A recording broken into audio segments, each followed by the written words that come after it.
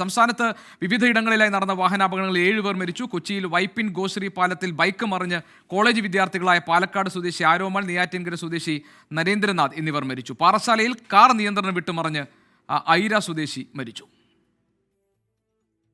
പുതുവത്സരാഘോഷം കഴിഞ്ഞ് മടങ്ങുന്നതിനിടെയാണ് വൈപ്പിൻ ഗോശ്രീ പാലത്തിൽ വെച്ച് വിദ്യാർത്ഥികൾ അപകടത്തിൽപ്പെട്ടത്. പാലക്കാട് സ്വദേശി ആരോമൽ, നെയ്യാറ്റിൻകര സ്വദേശി നരേന്ദ്രനാഥ് എന്നിവരാണ് മരിച്ചത്. ഇടുക്കി കുട്ടിക്കാനത്ത് പുതുവത്സരാഘോഷത്തിനെത്തിയവരുടെ കാർ കൊക്കയിലേക്ക് മറിഞ്ഞ് കാഞ്ഞിരപ്പള്ളി സ്വദേശി ഫൈസലിന് ജീവൻ നഷ്ടമായി. കാറിനകത്തായിരുന്നു ഈ സമയം ഫൈസൽ.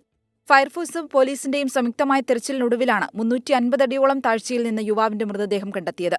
പാറശാലയിൽ കാർ നിയന്ത്രണം വിട്ടുമറിഞ്ഞ ഐര സ്വദേശി പ്രദീപ് മരിച്ചു. കാറിലുണ്ടായിരുന്ന 2 പേർക്ക് പരുക്കേറ്റു. എരുമേലി കണമല അട്ടിവളവിൽ ബസ് മറിഞ്ഞ ശബരിമല തീർത്ഥാടക സംഘത്തിലെ ഡ്രൈവർ മരിച്ചു. ആന്ധ്ര സ്വദേശി രാജുവാണ് മരിച്ചത്. ബസിന്റെ അമിത വേഗത അപകട കാരണമെന്ന മോട്ടോർ വാഹന വകുപ്പ്. തിരുവനന്തപുരം വഴയിലയിൽ ഓട്ടോറിക്ഷയും ബൈക്കും കൂട്ടിയിടിച്ച് അരുവിക്കര സ്വദേശി ഷാലു അജയ് മരിച്ചു. പത്തനംതിട്ട നരിയാപുരത്ത് വാഹനാപകടത്തിൽ ബൈക്ക് യാത്രക്കാരനായിരുന്ന അഖിൽ കൃഷ്ണൻ മരിച്ചു. അഖിലിന്റെ ഭാര്യയും കുഞ്ഞും പരിക്കുകളോടെ ചികിത്സയിലാണ്. News desk 24.